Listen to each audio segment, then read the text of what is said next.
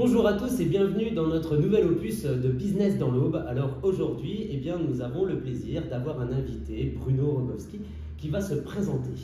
Bruno, peux-tu te présenter? Oui, j'ai un certain âge, j'ai plus de 64 ans, et je suis depuis une douzaine d'années consultant en communication avec trois grandes activités. L'audit de com et les stratégies de com. Deuxième activité, tout ce qui est stratégie éditoriale. Et troisième activité, tout ce qui est animation d'événements, de conférences, de colloques, de tables rondes. Et depuis une vingtaine d'années auprès de Canal 32 pour un certain nombre d'émissions à vocation économique. Étant donné mon âge, j'ai arrêté mon activité de SAS au 31 décembre et j'ai recréé, quand on ne se refait pas, j'ai recréé une activité pour ne faire plus que de l'animation d'événements et ne plus faire d'éditorial qui me prenait beaucoup de temps, qui était très rémunérateur mais qui prenait beaucoup de temps. Oui, j'imagine bien.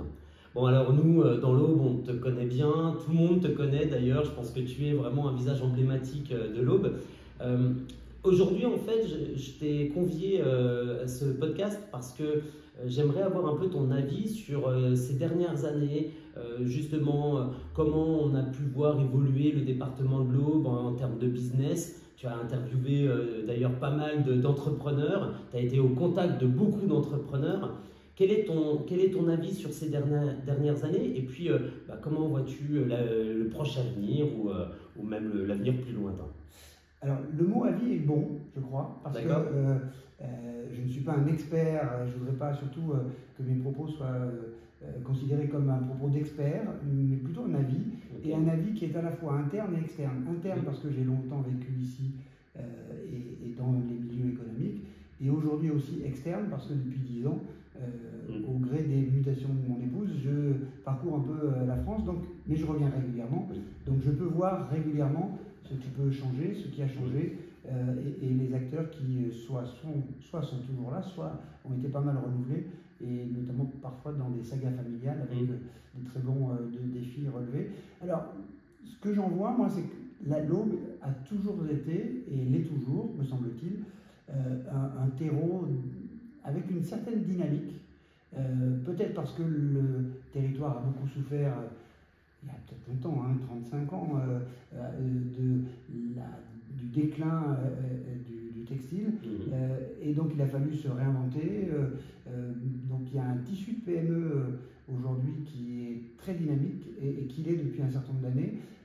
Depuis aussi la création de la Technopole et de Plug & Start, il y a aussi une attractivité qui est montée en puissance pour attirer des investisseurs ou des créateurs de start-up. Alors bien sûr, dans les start-up, toutes ne vont pas au bout, mais celles qui vont au bout sont assez incroyables. On se souvient tous de cette réussite de LDR Medical il y a déjà un certain nombre d'années. On en attend d'autres, des futures licornes, mais je crois qu'il y a vraiment ce caractère de dynamique, et qui renforce cette dynamique, c'est le côté des circuits courts. Moi, j'ai toujours été étonné. Le département de l'Aube, sans lui faire offense, c'est un petit département, 300 000 habitants. C'est un constat. Voilà, avec une ville-centre qui fait grosso modo, avec l'agglo, la moitié du département en nombre d'habitants. Et il y a un réseau, notamment dans le domaine économique, pas seulement, mais c'est celui que je connais mieux, un réseau pas d'interdépendance, mais avec le réseau Entreprendre, avec la Technopole, avec Scalinov, avec ce qu'a fait la région et ce que fait le département, ce qu'a beaucoup fait la CCI. Bref, tout un tas d'acteurs. Proximité dans les relations. De proximité, exactement, de proximité dans la relation, ce qui fait qu'on peut se dire très rapidement sur un projet, oui, non, tu m'emmerdes, pardon de l'expression. Ça peut arriver, non mais c'est vrai. Au moins ça se sait très vite, tout de suite. Tout à fait. Et on va beaucoup plus vite et beaucoup plus loin. Et je trouve que ça, c'est un des points très forts de l'Aube que j'ai rarement vu ailleurs. C'est vrai, tu as raison, et c'est une particularité qui, d'ailleurs, est impressionnante dans le sens où tout le monde parle avec tout le monde. Il n'y a pas forcément de clan qui se crée, et on avance tous ensemble. On avait Georges Bell il n'y a pas longtemps qui nous disait que c'était aussi par cette interaction entre acteurs qu'on allait sans sortir en 2024. Donc merci pour cette particularité auboise. En effet, je pense qu'elle est très claire et elle est très précise. Et comment vois-tu un petit peu le marché actuel?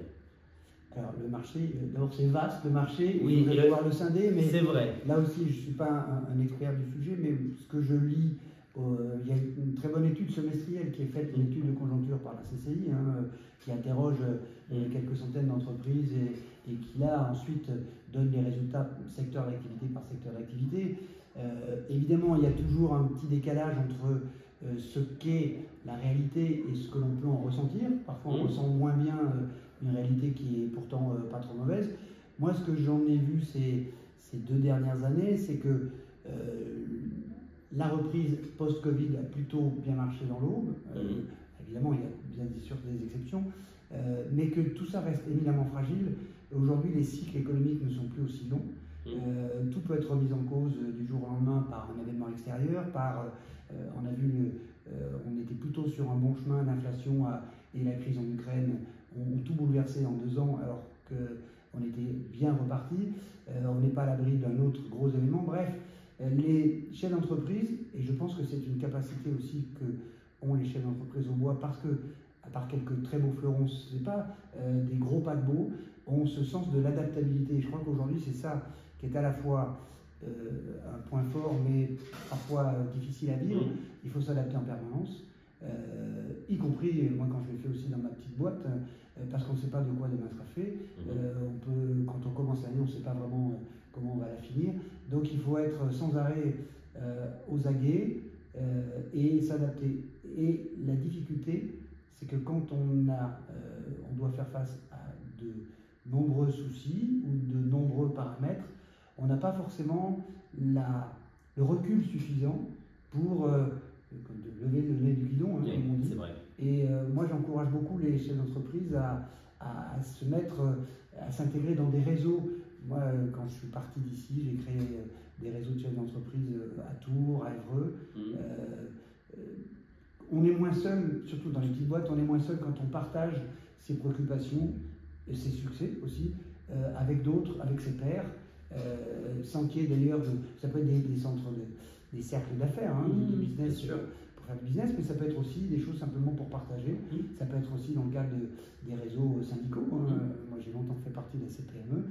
Je me souviens, pendant le Covid, on organisait des cafés PME en visio. On se donnait rendez-vous le vendredi matin à 8h et 8h30. Chacun avait on était une petite vingtaine autour en visio. Et ben voilà, on partage des choses et on est moins seul. Et ça permet aussi de lever le nez du guidon. Donc, pour revenir à la question, je pense que l'avenir, il est ni beau ni mauvais. Il est celui qu'on pourra en faire.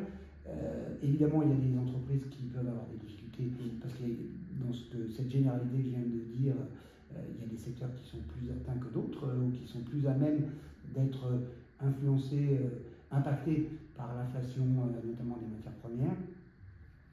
Et grosso modo, je pense qu'il faut garder l'espoir parce que je crois en l'adaptabilité et la capacité de rebond des chefs d'entreprise. Oui, et puis de l'humain en général.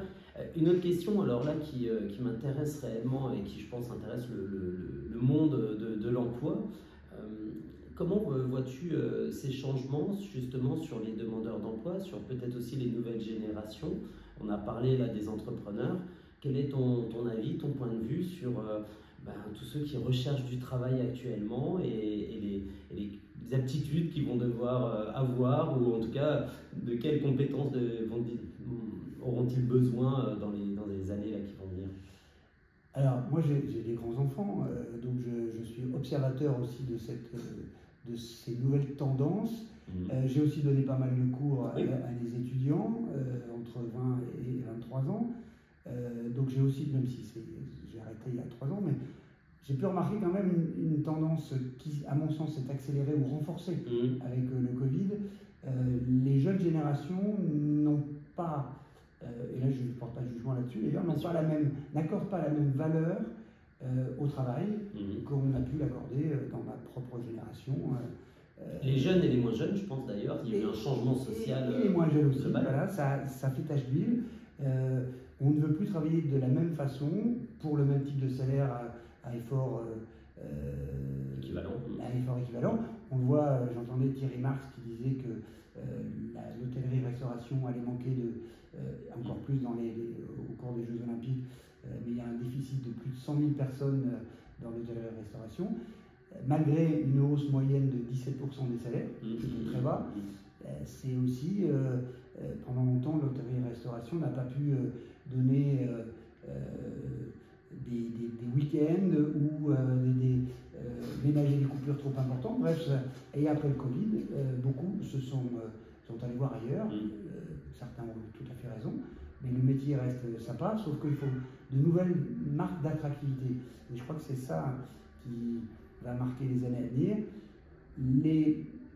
Ceux qui peuvent être employables, je parle des plus jeunes évidemment, oui, bien sûr. Mais ceux qui peuvent être employables n'ont pas les mêmes besoins, les mêmes envies, et les employeurs qui n'ont pas le même âge vont devoir tenir compte, et c'est pas forcément facile de se mettre à la place de ces jeunes générations, et donc je pense qu'ils ont intérêt à prendre conseil et auprès de spécialistes du sujet, de spécialistes RH, parce qu'on n'est pas dans ce domaine-là, on n'anticipe pas forcément les tendances, parce qu'on les voit aussi à sa propre porte. Et donc c'est bien de prendre conseil auprès des agents d'intérim, des conseillers en RH, etc.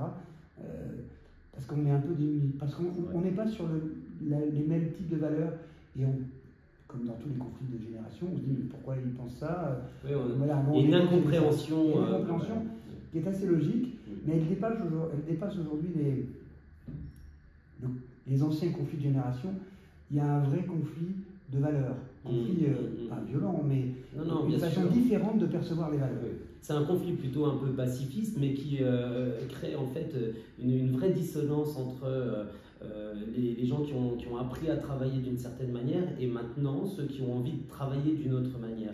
Et là où tu as raison, et sur l'activité de l'emploi et particulièrement Manpower, c'est vrai qu'on va de plus en plus vers les demandeurs d'emploi pour leur expliquer aussi les nouvelles attentes, parce que eux ont des nouvelles attentes, mais du coup les employeurs se sont adaptés et ont des nouvelles attentes aussi actuellement, et donc nous, notre rôle, c'est de leur expliquer, c'est d'aller à leur rencontre, et puis de trouver justement en fait un terrain d'entente global, parce que je pense que tout le monde a encore envie de travailler, mais en effet plus peut-être de la même manière et avec les mêmes priorités.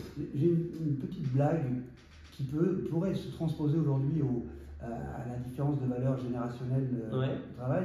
C'est un professeur d'université qui demande à deux étudiants, un étudiant en droit et un étudiant en médecine, d'apprendre par cœur l'annuaire.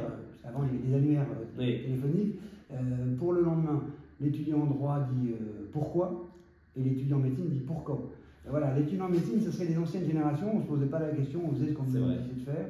Aujourd'hui, les jeunes générations, parfois à juste titre, disent mais finalement, c'est quoi le sens de ce que tu me demandes?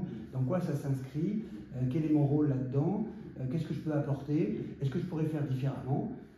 Quelle est mon utilité? Et surtout poste.